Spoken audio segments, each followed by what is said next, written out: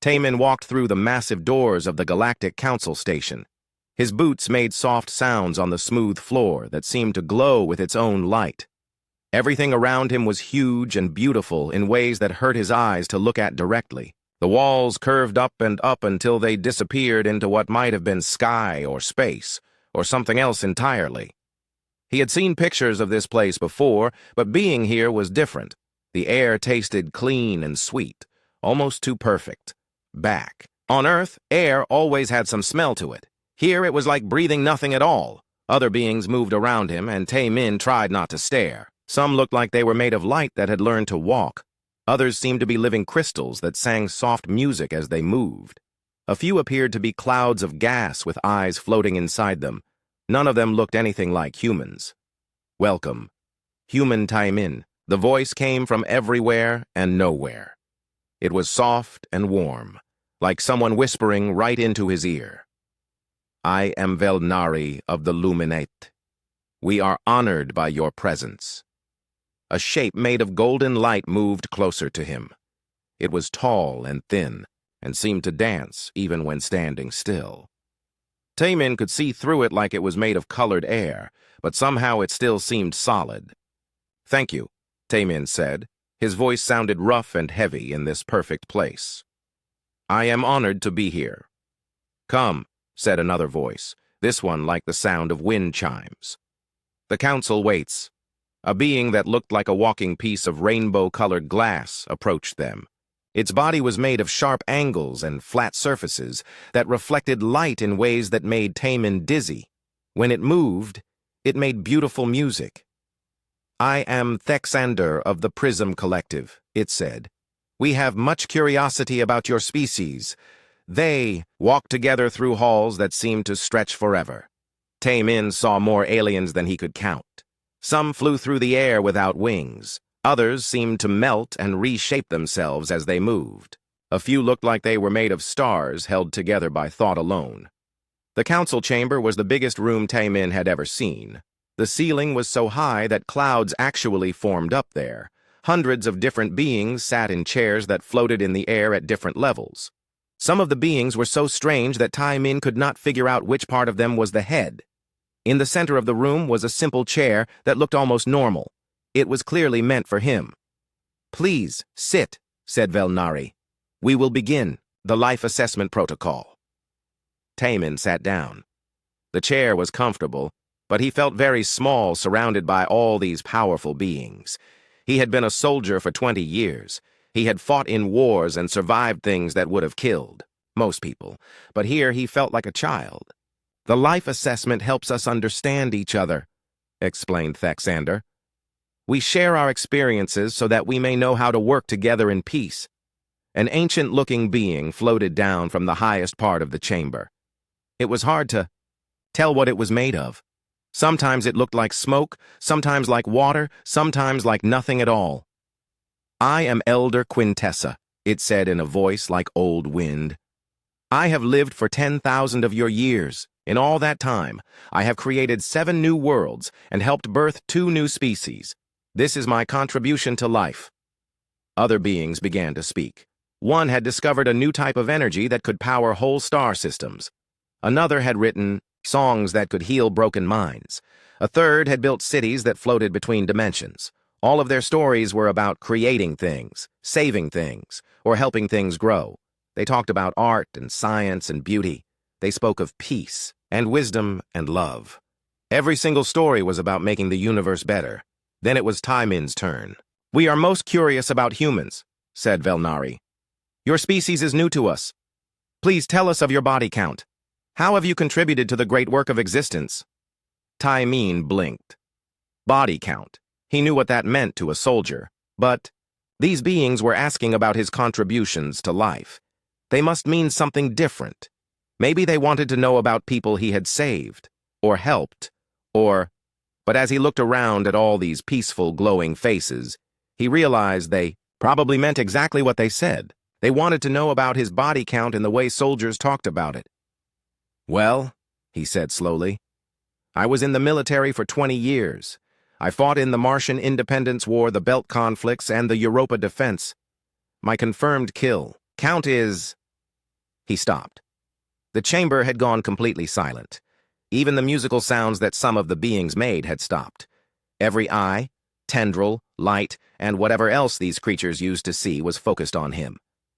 "Kill count," whispered Thexander. The rainbow colors in its body flickered and dimmed. "You have ended lives?" asked Velnari. Its golden light started to tremble. Taman felt confused. "Yes, in combat. During the war. I was a sergeant in the Earth Defense Corps. My job was to protect human colonies from raiders and separatists. Sometimes that meant death," breathed Elder Quintessa. "You speak of death as if it is normal." Around the chamber, beings were starting to make sounds of distress. Some of the crystal creatures were ringing like broken bells. The cloud beings were changing colors rapidly. Several of the light-based aliens were flickering like candles in a strong wind. "I don't understand," Taemin said. "Are you asking about something else? Because if you want to know about my military service record—" "Stop," said a new voice. Another ancient being floated down. This one looked like it was made of silver liquid that held the shape of a person. "Human, you speak of ending life. You claim to have murdered other thinking beings. How is this possible? How are you still functional?" Taemin was getting frustrated.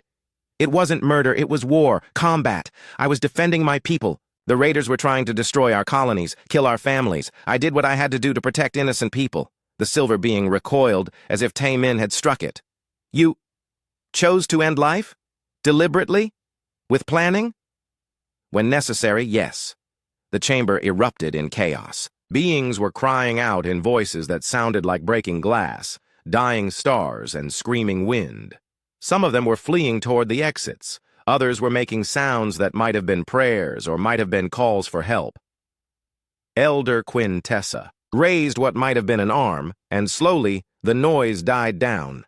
"Human Taemin," it said in a voice like winter, "you will be confined to quarters while we decide what to do with your species. What you have told us changes everything." As security, beings that looked like walking suits of empty armor surrounded him, Taemin finally began to understand. These aliens had never experienced war. They had never had to fight for survival. They had never learned that sometimes, to save life, you had to take it. To them, he was not a protector or a soldier or a defender. To them, he was a monster. The last thing he heard as they led him away was Velnari speaking to the council in a voice full of fear and confusion. "How many others like him are there? How many humans carry such darkness? And how can any species survive contact with such creatures?" Taemin realized that humanity's first contact with galactic civilization was not going the way anyone had planned. Not at all. Dr. So-Young ran through the corridors of the station as fast as she could. Her breathing was heavy, and her heart was beating hard. The message had been short and terrible. "Taemin detained. First contact failed. Come immediately." She had been in the science wing, looking at alien plants that grew in ways that broke every rule she knew about biology. Now all of that seemed unimportant. Humanity's first chance to join the galactic community was falling apart, and somehow it was because of Taemin. The human embassy quarters were small compared to the rest of the station. The aliens had given them 3 rooms and called it generous. Now, So-Young understood why. They probably thought humans were too dangerous to deserve more space. She found Taemin sitting on his bed, staring at his hands. He looked older than she remembered. The lines around his eyes seemed deeper, and his shoulders were bent like he was carrying something heavy. "What happened?" she asked. "I told them the truth," Taemin said without looking up. "They asked about my body count, and I told them." So-Young felt her stomach drop. "Oh no, Taemin, they didn't mean—" "I know that now," he said, "but it's too late. They think I'm some kind of monster. They think all humans are monsters." Before So-Young could answer, the door opened. Commander J-Ho walked in, followed by 3 other humans that So-Young recognized. "From the military transport ship, their faces were serious and worried. The situation is worse than we thought," J-Ho said. "Half the council wants to declare humanity a dangerous species. The other half wants to study us like lab animals. Either way, they're talking about cutting off all contact with Earth." "This is insane," said Nari. the bioengineer. She was young and smart and had been excited about meeting alien scientists. Now she looked scared. They can't judge our entire species based on one person's military record. They can, and they are, said J-Ho. To them, the idea that anyone could kill another thinking being and remain sane is impossible. They literally cannot understand it. A soft chime filled the room, and then a voice spoke from the walls. It was Elder Quintessa. Human delegation, you will attend an emergency council session in 1 hour. Bring your scientific data about human nature. The council must understand what you are before we can decide what to do with you. The voice faded, leaving them in silence. Scientific. Data about human nature, So Young repeated. What are we supposed to tell them? That we're violent because we had to be? That we learned to kill because our world tried to kill us first? Maybe that's exactly what we tell them, said J-Ho. The truth. An hour later, they stood in a smaller council chamber. Only the most important aliens were there, but the room still felt enormous. Elder Quintessa floated in the center, surrounded by beings made of light, crystal, gas, and things So Young had no names for. Speak, the elder said. Explain your species. So Young stepped forward. She had brought her datapad and her research, but looking at these alien faces, she realized that facts and numbers might not be enough. Honorable beings, she began. I am Dr. So Young, a xenobiologist. I study life in all its forms. What I'm about to tell you might be hard to understand, but please listen. She touched her datapad, and a hologram appeared in the air above them. It showed a blue and green planet spinning in space. This is Earth, our home world. It looks peaceful from space, but it's not. Earth is a death world. Several aliens made sounds of confusion. Velnari's light flickered. What do you mean, death world? Asked Thexander. I mean a planet where everything is trying to kill everything else, So Young said. Our world has storms that can destroy cities. It has diseases that can kill millions.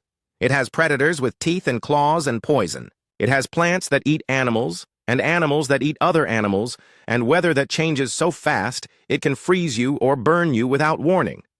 The hologram changed, showing images of hurricanes, volcanoes, lions hunting zebras, and forests, where every tree had thorns.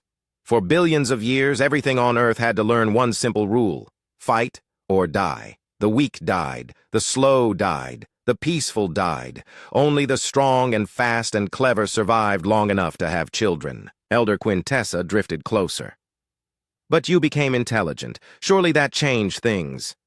It made things worse, J-Ho said, stepping up beside So Young. Smart humans were better at killing other humans. We invented better weapons, better traps, better ways to hurt each other. For thousands of years, we fought wars over food, water, land, and ideas. Nari activated another hologram. This one showed human history. Cave paintings of hunters, ancient battles, medieval wars, and modern conflicts. Every generation of humans learned to fight, she said, because the humans who couldn't fight were killed by the humans who could. Or by animals, or by disease, or by starvation. Death was everywhere, all the time. But how do you function? Asked a being that looked like a walking tree made of silver. How do you think clearly when you have experienced such trauma? Because we had to, Taman said quietly. He had been silent until now, but something in the alien's voice made him speak. We learned to keep going after watching our friends die. We learned to make hard choices when there were no good choices. We learned to do terrible things to protect the people we loved. He stood up straighter, and So Young saw the soldier in him again. You want to know my body count? Fine. I killed 312 people in 20 years of military service. But do you know how many people I saved? How many colonies I protected? How many families are alive today because I was willing to do what needed to be done? The chamber was silent, except for the soft sounds some of the aliens made when they breathed or moved. You think I'm a monster? Ta-Min continued. Maybe I am, but I'm a monster who chose to point his violence at other monsters. I'm a killer who killed killers so that innocent people could live in peace. Elder Quintessa was quiet for a long time. When it finally spoke, its voice was different. Softer, maybe, or more confused. In my 10,000 years, I have never heard of such a thing. A being who ends life to preserve life. It is impossible to understand. That's because you've never had to make that choice, So Young said. Your species are fortunate. You evolved on peaceful worlds, or you became peaceful through technology. You never had to learn that sometimes, to create peace, you first have to win a war. A new alien entered the chamber. This one looked like it was made of flowing water held together by will alone. It moved with urgency. Elder, it said in a voice, like rain. We have analyzed the human's psychological profile. The results are disturbing.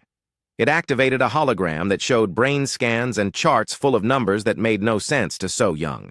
The human shows no signs of mental damage from his experiences with death. His neural patterns are stable. His emotional responses are within normal ranges. According to our instruments, he is completely psychologically healthy. That's impossible, whispered Velnari. No being can witness so much death without breaking. Humans can, Nari said, because we had to learn how. The humans who couldn't handle seeing death died out long ago. We're descended from the ones who could keep functioning no matter what happened around them. The water being's form rippled with agitation. But the numbers! He claims to have personally ended over 300 lives.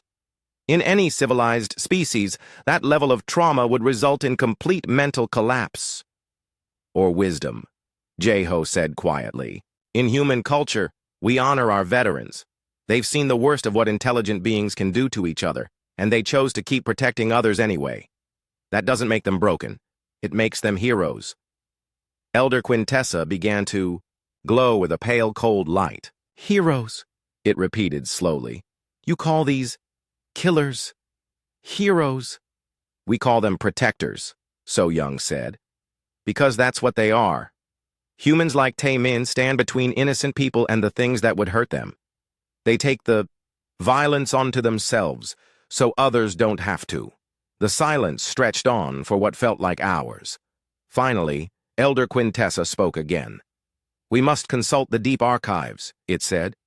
There are records there, old records, that speak of species, like yours. The council will reconvene in one day. Until then, you will remain confined. As they were led back to their quarters, So Young heard Velnari speaking to another alien in a voice full of fear.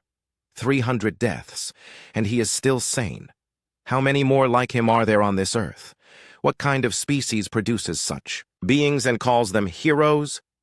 So Young wanted to answer, but she didn't think they were ready to hear the truth. That Earth had produced billions of such beings, and most of them had never even been soldiers. Jinwoo had always loved old things, books, artifacts, stories from the past.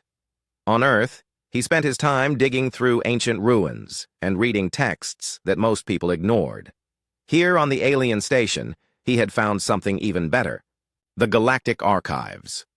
The archives were bigger than any library he had ever imagined. They contained the history of 1,000,000 worlds and 10,000 species. Most of it was boring: trade agreements, population counts, and records of peaceful expansion across the stars. But Jinwoo was looking for something specific, and he was starting to find it in the oldest files. The problem was that these files were restricted. Only certain high-ranking aliens could access them. But Jinwoo had learned something useful. During his time as a historian, every system had gaps, and every rule had exceptions.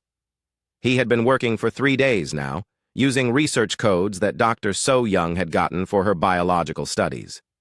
The aliens assumed that all human research was harmless, so they had given broad access to their databases. They did not realize that Jinwoo was reading their most secret files. What he found there made his blood run cold. Meanwhile, in another part of the station, Taemin was strapped to a table while strange machines scanned his brain. The room was white and clean and smelled like nothing at all. Alien scientists moved around him, making notes and speaking in voices he could not understand. The lead scientist was something that looked like a giant insect wearing a robe. It had 6 arms and compound eyes and a voice that buzzed when it spoke. It called itself Hive Mind Coordinator Zakthen, and it was very interested in how human minds worked. Remarkable, it buzzed as it studied the readouts from the scanning machines. The subject shows no signs of post-traumatic degradation despite extensive exposure to mortality events. I can hear you, you know, Taemin said, and I'm not a subject. I'm a person. Yes, yes, Zakthen said without looking at him. Tell me about the first time you killed another being. What did you feel? Taemin stared at the ceiling. He had been asked this question a dozen times in the past day. Which time? In combat? Or the first time I had to defend myself? The buzzing stopped. There was a time before combat? I was 12, Taemin said.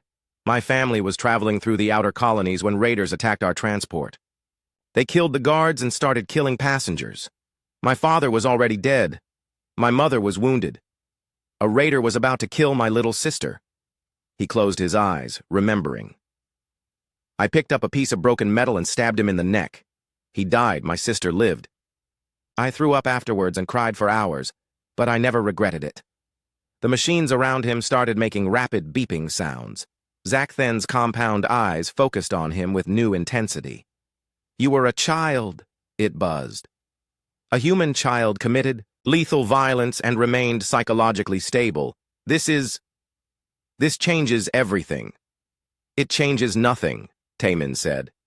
Children protect their families. It's what we do. But the trauma, the psychological damage. There was trauma, Taemin admitted. I had nightmares for months, but I was more traumatized by watching my father die. The raider's death just felt necessary. More machines were brought in. Alien scientists swarmed around him, taking measurements and making excited noises. Through it all, Zakthen kept asking questions. Tell me about your wars, it demanded. Tell me about death. So Taemin told them. He told them about the Battle of Europa, where human colonists held off an invasion force 10 times their size.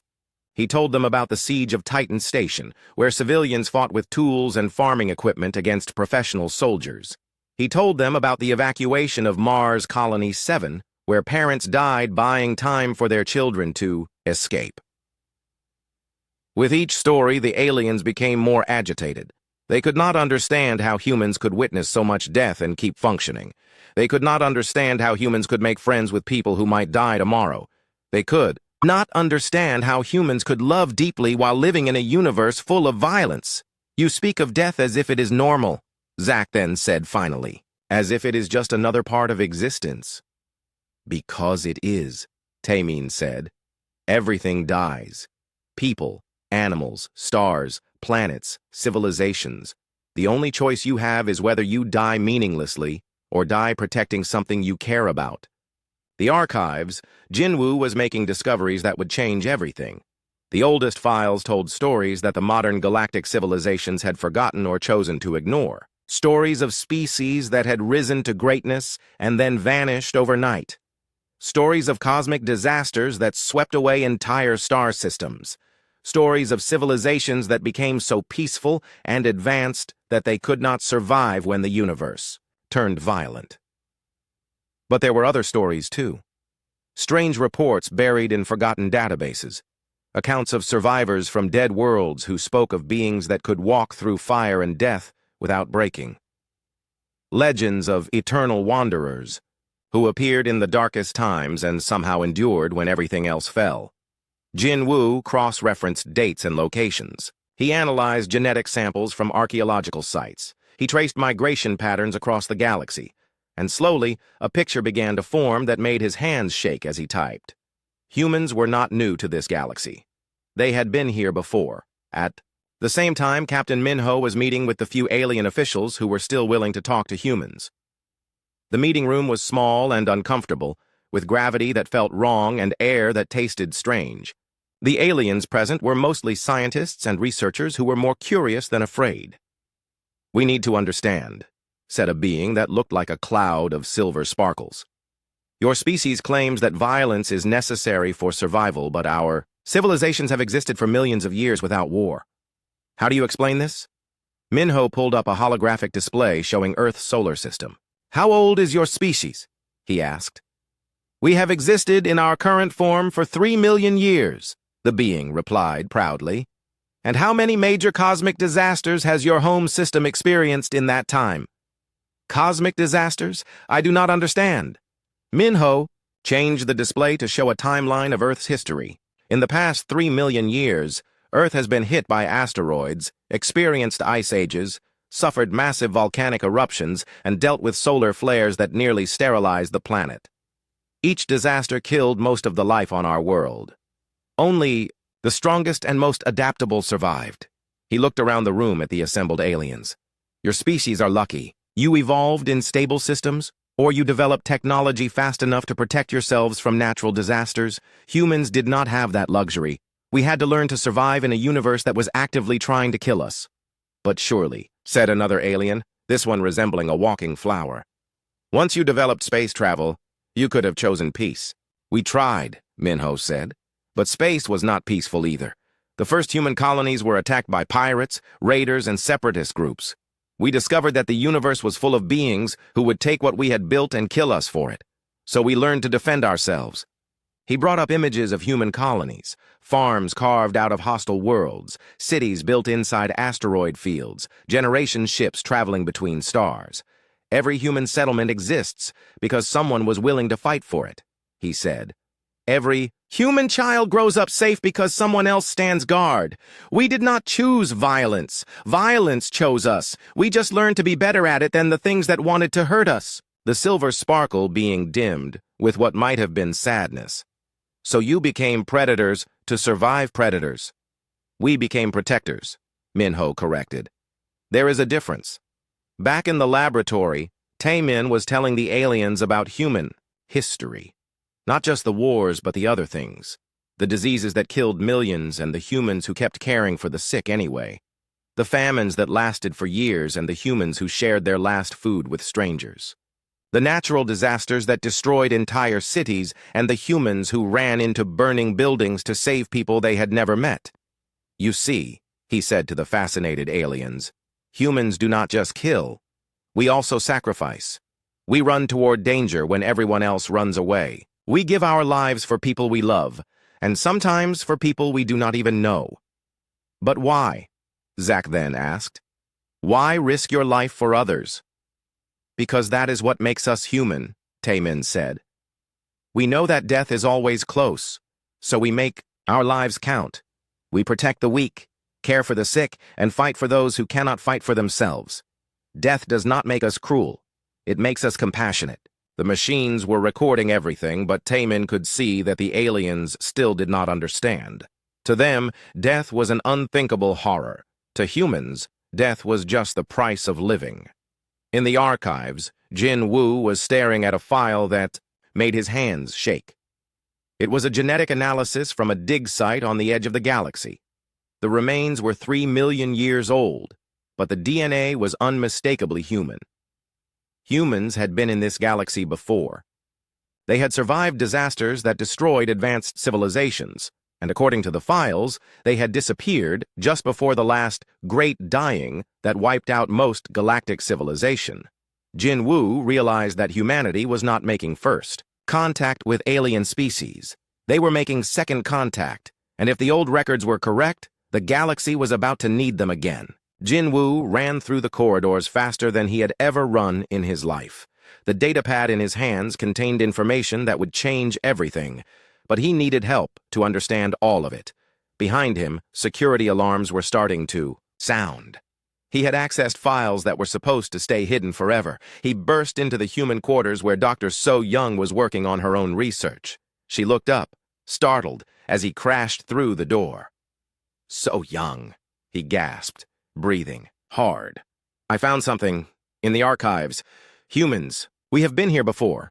She stood up quickly. What are you talking about? Look. He activated his datapad, and holographic images filled the room. Star charts, genetic analyses, archaeological reports, and ancient texts in languages that looked almost human. These are excavation reports from dead worlds across the galaxy, Jin Woo said, his words coming fast. Worlds that were destroyed in cosmic disasters millions of years ago, and on every single one they found human remains. So Young stared at the data. That's impossible. Humans only achieved spaceflight 200 years ago. That's what I thought too.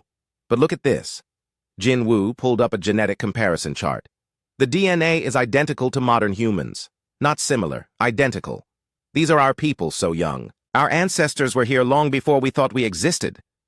Before So Young could respond, the door opened and a new alien entered. This one looked like Velnari, made of golden light, but older and dimmer. Its light flickered like a candle in the wind. "Human Jin Wu," it said in a voice like distant thunder. "You have accessed forbidden records. You have learned things that were meant to stay hidden." "Who are you?" So Young demanded, stepping protectively in front of Jin Wu. "I am Lum Neth, keeper of the deep archives. I have guarded these secrets for 5,000 years. And now, because of what your species represents, it is time for the truth." More aliens entered the room. Elder Quintessa flowed in like living smoke, followed by Thexander and several others that the humans had never seen before. These aliens looked older than the others, worn down by time and knowledge. "Sit," Elder Quintessa commanded. "Learn what we should have told you from the beginning." The room darkened, and holographic images began to appear in the air around them.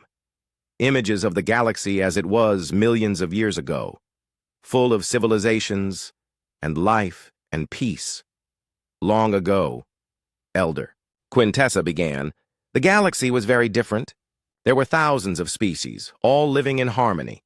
War was unknown. Death was rare.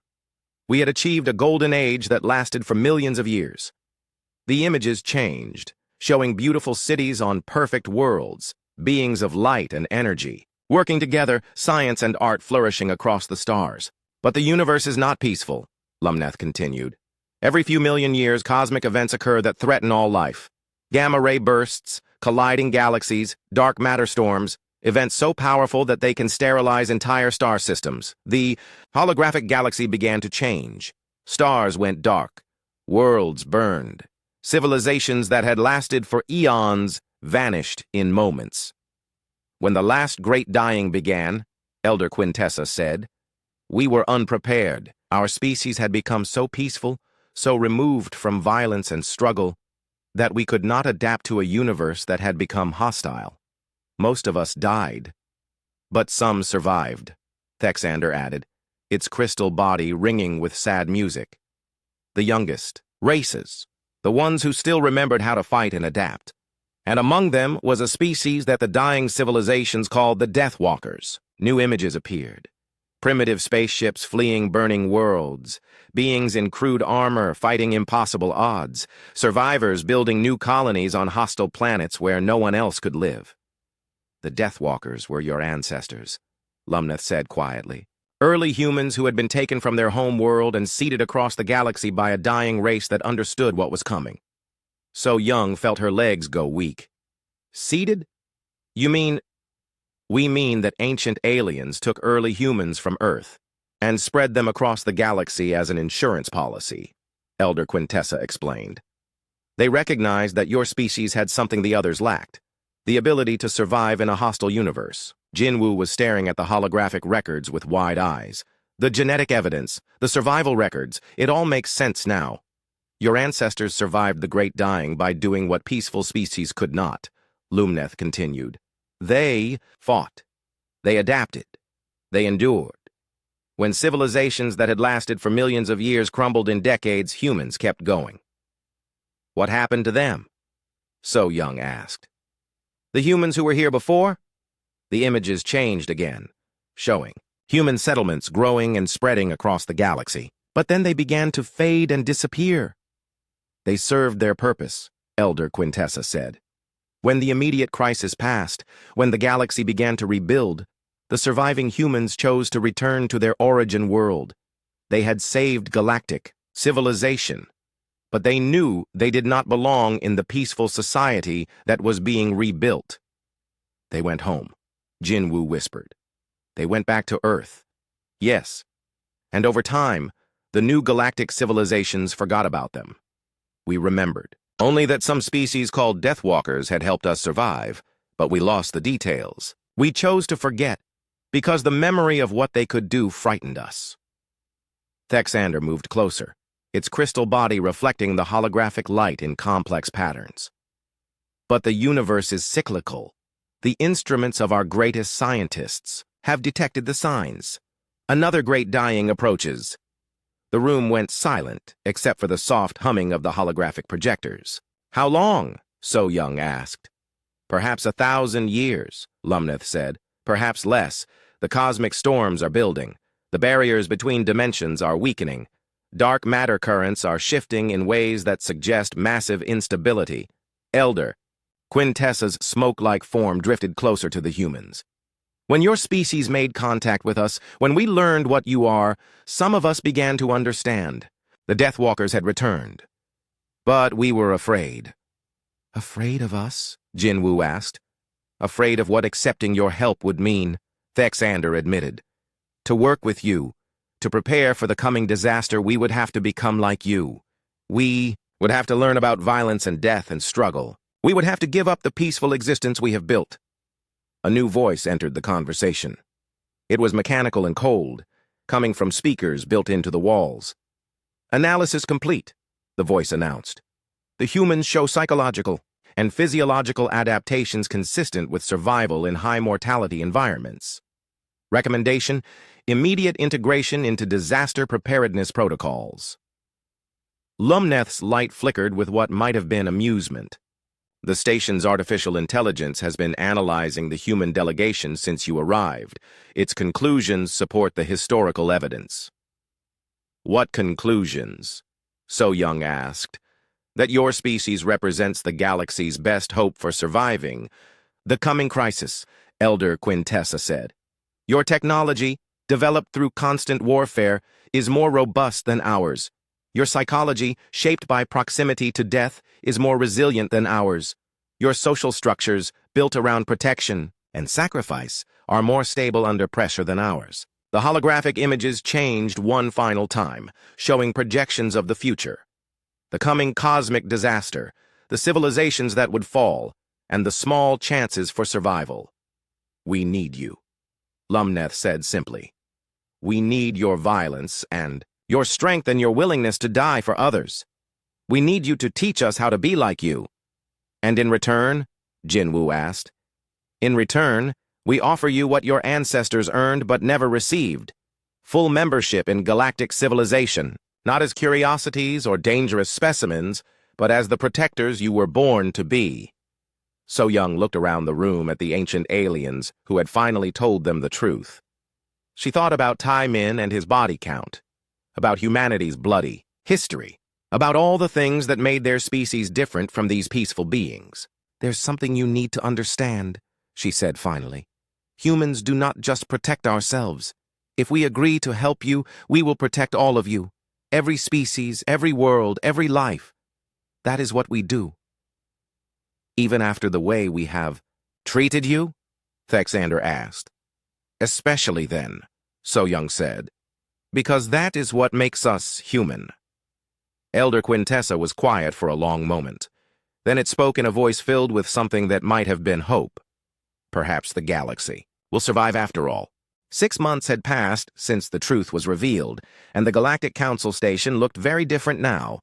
Where once there had been only beautiful, peaceful spaces, there were now training facilities, workshops, and planning centers. The soft, perfect air now carried the sounds of construction and the voices of beings learning new and difficult things. Taemin stood in what used to be a meditation garden, watching a group of crystal beings learn how to use emergency equipment. Their teacher was Commander Jae-ho, who spoke with the patience of someone who had trained many recruits. "Remember," Jae-ho was saying, "when the alarm sounds, you have 30 seconds to reach your emergency positions. Speed is more important than perfection. A living being in the wrong place is better than a dead being in the right place." The crystal beings moved slowly, their bodies not designed for quick action. But they were learning. All across the galaxy, alien species were learning things they had never needed to know before. How to ration food during shortages, how to repair equipment under pressure, how to make hard choices when there were no good options. It was not easy for them. Many of the aliens still struggled with concepts that seemed simple to humans. The idea that you might have to sacrifice some to save many was particularly hard for beings who had lived in perfect peace for millions of years. But they were trying, and that was what mattered. Ambassador Tae-min, a familiar voice called. He turned to see Dr. So-young approaching with a datapad in her hands. She looked tired but satisfied. Her new job as director of the Survival Institute kept her busy from morning to night. "How are the adaptation programs going?" he asked. "Better than expected," she said, showing him charts and numbers on her datapad. The Luminate species has successfully modified their energy forms to survive in lower power environments. The Prism Collective has learned to function even when parts of their crystal matrices are damaged, and the Cloud Dancers have figured out how to maintain cohesion in high radiation areas. Taemin nodded. Each alien species had different vulnerabilities, things that had never mattered in their peaceful existence, but would become critical when the cosmic disaster arrived. The humans were helping them identify and overcome these weaknesses. "Any problems?" he asked. "The usual," So-young said with a tired smile. "Some species still think we are too violent. Others think we are not taking the threat seriously enough. And a few are convinced that we are secretly planning to take over the galaxy. Are we? Of course not. We have our hands full just trying to keep everyone alive." They walked together toward the main council chamber, which had been converted into a coordination center. Holographic displays showed the status of defense preparations across the galaxy. Some areas were ahead of schedule, others were struggling. All of them needed constant attention and support. "How is the technology integration program?" Taemin asked. "Nari says it is going well," So-young replied. "Human military technology is more primitive than alien civilian technology, but it is also more reliable. When alien shields fail, they fail completely. When human armor is damaged, it still provides some protection." They passed a group of gaseous aliens working with human engineers to design new types of emergency shelters. The aliens provided advanced materials science, while the humans provided knowledge of what actually worked when everything was falling apart. In another section, they saw alien scientists learning human concepts like redundancy and failure planning. For beings who had built perfect systems that never broke down, the idea of designing things to fail safely was revolutionary. "The hardest part," So-young continued, "is teaching them to think like us. They want elegant solutions to complex problems. We are teaching them that sometimes the best solution is the one that works when everything else goes wrong." They reached the main chamber, where Elder Quintessa was meeting with the heads of various galactic defense projects. The ancient being looked different now, more solid somehow, as if the weight of responsibility had given it new purpose. "Ah, Ambassador," it said when it saw Taemin. "Perfect timing. We have received reports from the deep space monitoring stations. The cosmic anomaly has accelerated its approach. We now estimate first contact in 800 years instead of 1,000. Taemin felt his stomach tighten.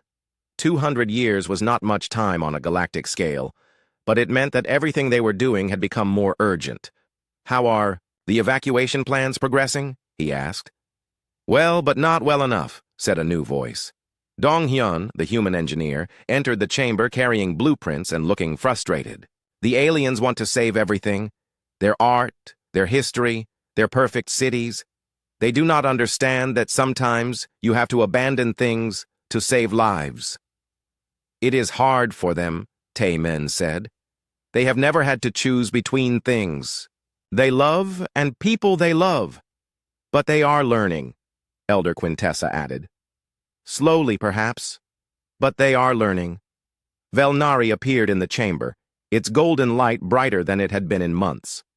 The Luminate had adapted well to the new reality, perhaps because beings made of energy were naturally more flexible than those with solid forms. "Ambassador," it said, "we have completed the first prototype of the hybrid defense system. Human durability concepts integrated with Luminate energy manipulation and Prism collective data processing. The tests are promising." "Show me," Taemin said. The chamber filled with holographic displays showing a new type of space station. It looked nothing like the beautiful, delicate structures that aliens usually built. This one was thick and angular, with multiple layers of protection and backup systems for everything important. "It is not pretty," Velnari admitted, "but it can function even when damaged. Human engineering principles ensure that partial failure does not mean total failure. It is beautiful in its own way," Elder Quintessa said. Beautiful because it values survival over appearance. More beings entered the chamber as the daily coordination meeting began.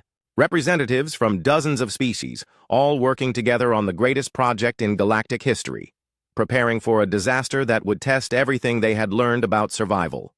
Jinwoo arrived with new historical data, information recovered from ancient archives about how previous civilizations had failed to prepare for cosmic disasters. His research was helping them avoid the mistakes of the past. Captain Minho brought reports from the military training programs, where alien species were learning human concepts of unit cohesion and tactical flexibility.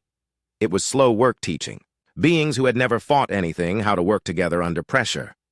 As the meeting progressed, Taemin found himself thinking about his body count, the number that had horrified these beings when they first heard it. Now they understood that it was not just a measure of death, but a measure of the lives he had been willing to sacrifice himself to protect. Ambassador, Elder Quintessa said, during a brief break in the meeting, I have a question that has troubled me for some time. Yes? When this crisis is over, when the galaxy has survived the Great Dying, what will happen to humanity? Will you return to your origin world again, as your ancestors did? Taemin considered the question. Around him, aliens who had once feared, humans were now depending on them for survival. Species that had lived in isolation for millions of years were learning to work together. The galaxy was becoming something new, something that had never existed before. I do not think we will leave. This time, he said finally, our ancestors went home because they did not belong in a galaxy of perfect peace. But the galaxy you are building now is different. It is a galaxy that understands the value of struggle, the importance of sacrifice, and the strength that comes from facing hard truths. A galaxy like us, Elder Quintessa said. A galaxy like all of us, Taemin corrected. Human and alien working together, strong enough to survive anything the universe throws at us. As the meeting resumed, reports came in from across the galaxy. New defense systems coming online, evacuation plans being refined, species learning to cooperate in ways they had never imagined possible. It would not be easy. The coming disaster would test everything they had built. Some worlds would be lost. Some species would not survive. But for the first time in galactic history, civilization was preparing to fight back against the cosmic forces that had destroyed so many before them. And at the center of it all were humans. The species whose relationship with death had once horrified the galaxy. Now their body count had a new meaning. Not just the lives they had taken, but the lives they had saved. Not just the wars they had fought, but the peace they had protected. Taemin looked around the chamber at beings of light and crystal and gas and stranger things, all working together toward a common goal. His body count would continue to grow, but now it would include every life in the galaxy that survived because humans had taught others how to endure. It was a number that would truly leave everyone speechless. The galaxy had learned what humans had always known. Sometimes to preserve life, you must first master death, and in teaching that lesson, humanity had finally found its place among the stars.